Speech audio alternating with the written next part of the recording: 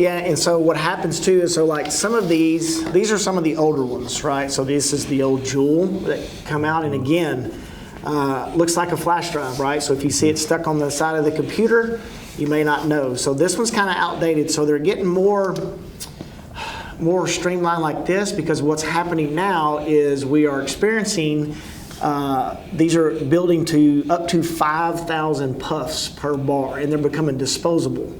So what kids will do is they'll use these up to the end, and then they'll just chunk them and get a new one. And then in addition to that, the smoke is becoming less.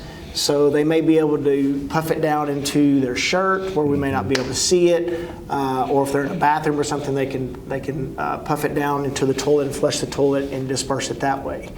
But what I really want to focus on too is the two different types. So these are more of your nicotine. So these will contain 5% nicotine, up to 5,000 puffs. So when we get into these type of vape pens, if you notice that these are called cartridges, or carts for short.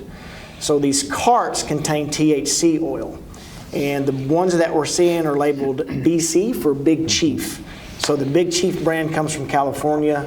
It is a high concentrated percentage of THC, which causes our children to have adverse effects.